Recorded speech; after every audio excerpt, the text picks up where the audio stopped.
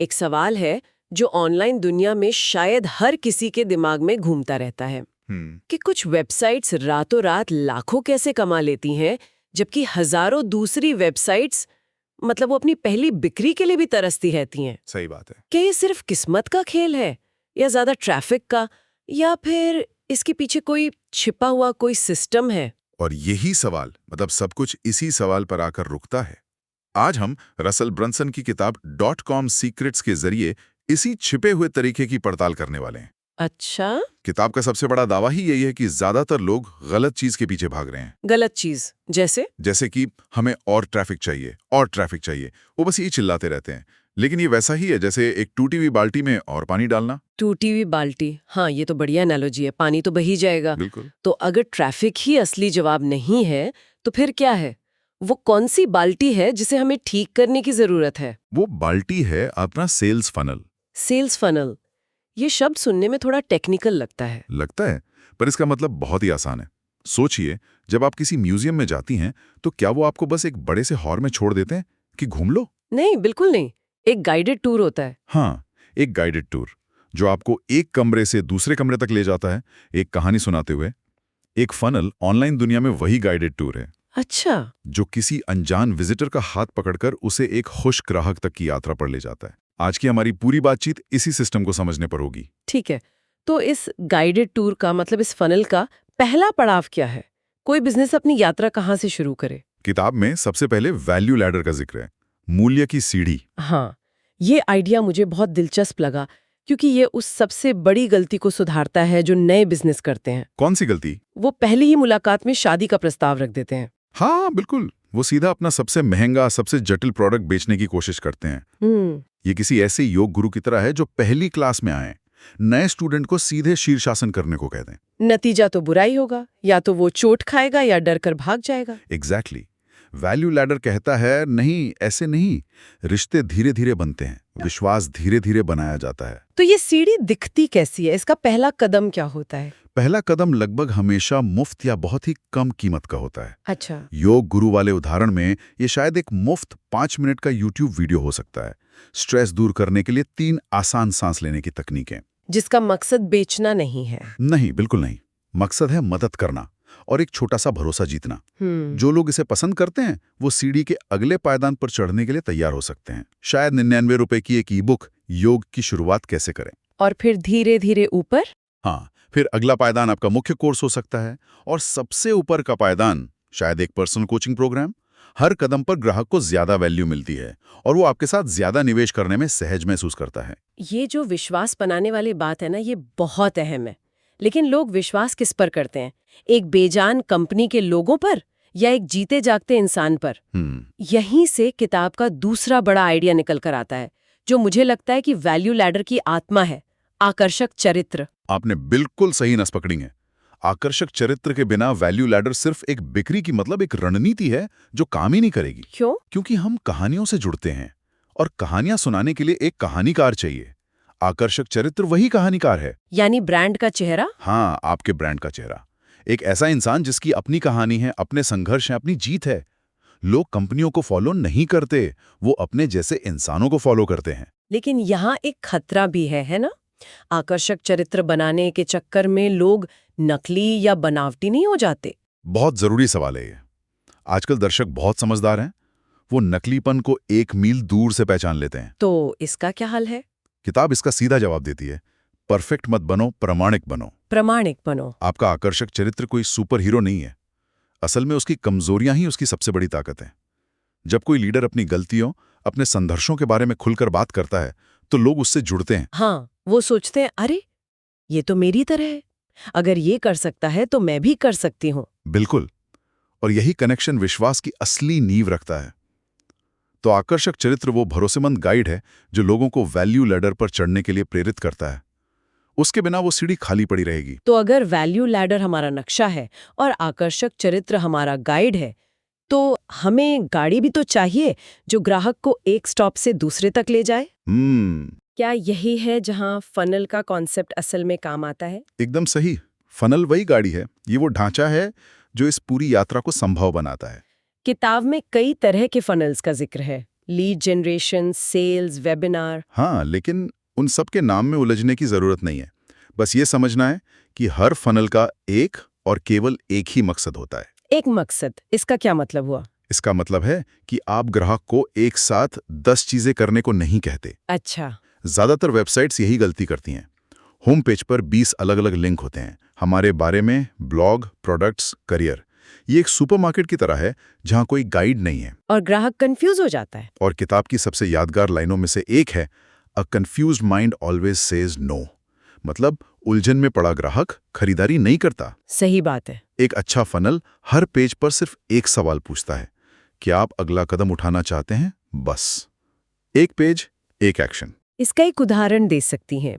जैसे मान लीजिए कोई न्यूट्रिशनिस्ट है जो ऑनलाइन कोर्स बेचना चाहती है। बहुत अच्छा उदाहरण है।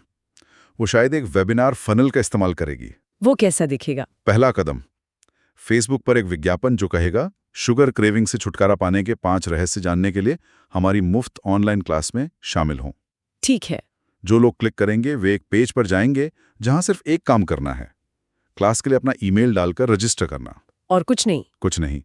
फिर क्लास के दिन वो 1 घंटे तक वाकई उपयोगी जानकारी देगी, वो विश्वास बनाएगी, और क्लास के अंत में जाके वो अपना पेड कोर्स ऑफर करेगी उन लोगों के लिए जो और गहराई में जाना चाहते हैं। तो ये पूरी प्रक्रिया, विज्ञापन से लेकर कोर्स की बिक्री तक, ये एक फनल है। हाँ, एक गाइडेड यात्रा। ये तो बहुत कारगर लगता है। तो इस गाड़ी यानी फनल का इंजन क्या है? वो क्या चीज है जो इसे आगे बढ़ाती है? हाँ, अब हम इस किताब के बिल्कुल दिल तक पहुंच गए हैं। अच्छा। हर सफल फनल, हर विज्ञापन, हर ईमेल का इंजन एक 3 भाग वाला फ्रेमवर्क है। Hook, story, offer. Hook, story, offer. इसे समझना ऑनलाइन मार्केटिंग में महारत हासिल करने जैसा है। चलिए इसे एक एक करके तोड़ते हैं। हुक से क्या मतलब है? हुक वो चीज है जो किसी का ध्यान खींचती है। आज की इस शोर शराबे वाली दुनिया में ये सबसे मुश्किल काम है। ये आपके विज्ञापन की पहली लाइन हो सकती है, आपके वीडियो का पहला 3 सेकंड, या आपके ईमेल का सब्जेक्ट। हमारे न्यूट्रिशनिस्ट वाले उदाहरण में हुक क्या था? शुगर क्रेविंग से छुटकारा पाने के 5 रहस्य, यही हुक था। ये तुरंत उस व्यक्ति का ध्यान खींचता है जो इस समस्या से जूझ रहा है। ठीक है, हुक ने ध्यान खींच लिया। अब स्टोरी का क्या काम है? स्टोरी एक भावनात्मक पुल बनाती है। सिर्फ तथ्य और आंकड़े लोगों को एक्शन लेने के लिए प्रेरित नहीं करते। कहानियां करती हैं। कहानियां करती हैं। वो न्यूट्रिशनिस्ट शायद अपनी कहानी सुनाएगी, मैं भी एक समय शुगर की आदी थी, मैंने हर डाइट की कोशिश की लेकिन कुछ काम नहीं आया। फिर एक दिन मैंने कुछ ऐसा खोजा जिसने सब कुछ बदल दिया। इससे दर्शक को लगता है कि हाँ, ये मुझे समझती है। बिल्कुल। कहानी विश्वास पैदा करती है। और आखिर में ऑफर, ये तो बस प्रोडक्ट बेचने के बारे में होगा, है ना? हाँ, और नहीं, ऑफर सिर्फ प्रोडक्ट नहीं है। एक अच्छा ऑफर खरीदने के निर्णय को इतना आसान और आकर्षक बना देता है कि उसे मना करना मुश्किल हो जाए। अच्छा, वो कैसे? ये सिर्फ मेरा कोर्स खरीदो कहने से कहीं ज्यादा है।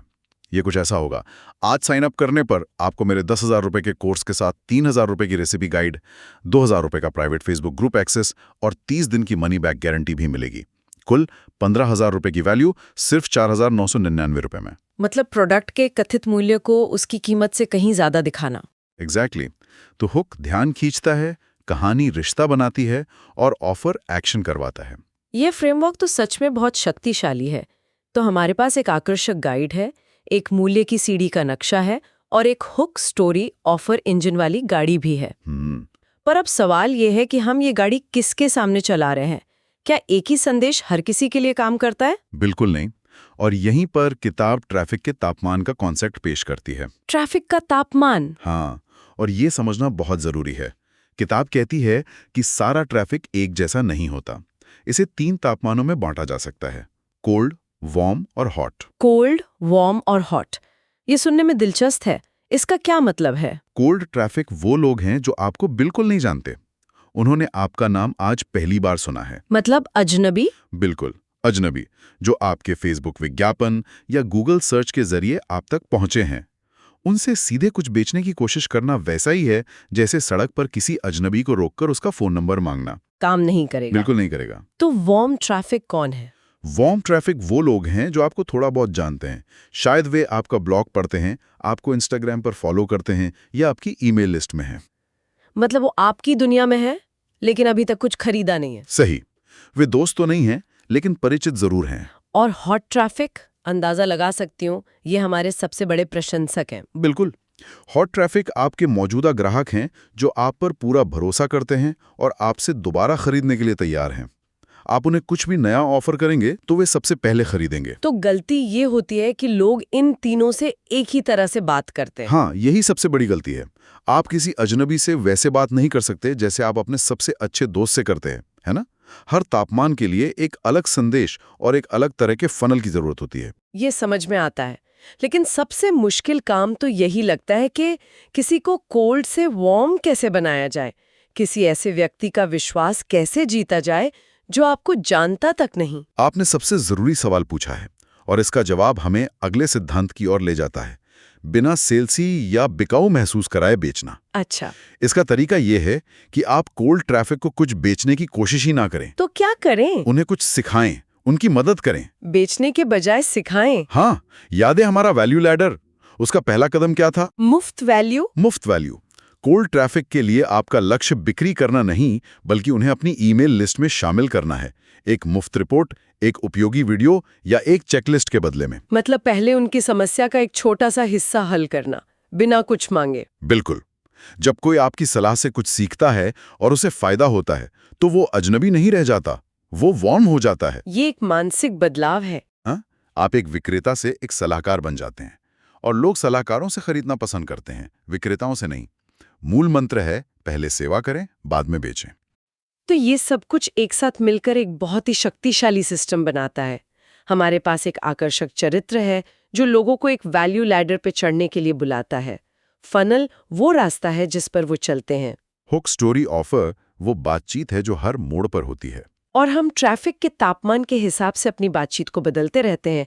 ये सब मिलकर तो एक सफल ऑनलाइन बिजनेस का पूरा ब्लूप्रिंट लगता है। पर क्या इसका मकसद सिर्फ बिक्री बढ़ाना ही है या फिर इसके पीछे कोई बड़ा विचार भी है? बिल्कुल है।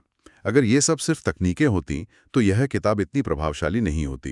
किताब का अंतिम और सबसे शक्तिशाली विचार यह है कि इन सभी चीजों का इस्तेमाल सिर्फ एक बिजनेस बनाने के लिए नहीं, बल्कि एक आंदोलन बनाने के लिए किया जाना चाहिए। एक आंदोलन, ये तो बहुत बड़ा शब्द है। इसका क्या मतलब है? दुनिया के सबसे बड़े ब्रांड्स के बारे में सोचिए।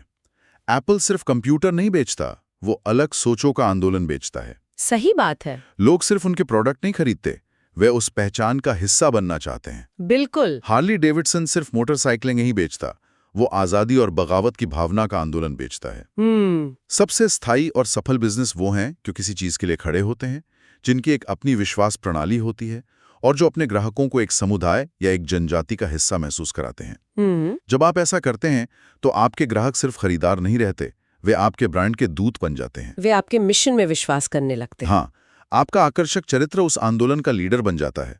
आपका वैल्यू लैडर उस जनजाति के सदस्यों के लिए आगे बढ़ने का रास्ता बन जाता है।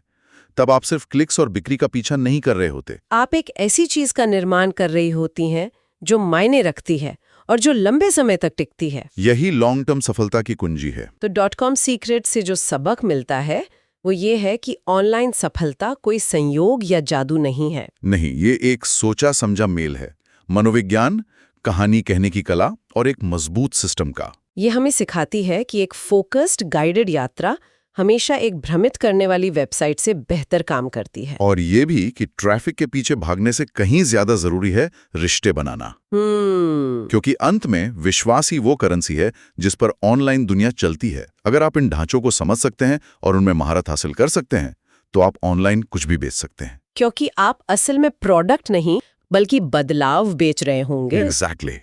ये सब सुनने के बाद एक विचार मेरे मन में आ रहा है। बताइए। हमने ये सारी चर्चा ऑनलाइन बिजनेस के संदर्भ में की है, लेकिन क्या ये सिद्धांत, ये वैल्यू लैडर, आकर्षक चरित्र, हुक, स्टोरी, ऑफर, ये जीवन के दूसरे क्षेत्रों में भी लागू नहीं होते?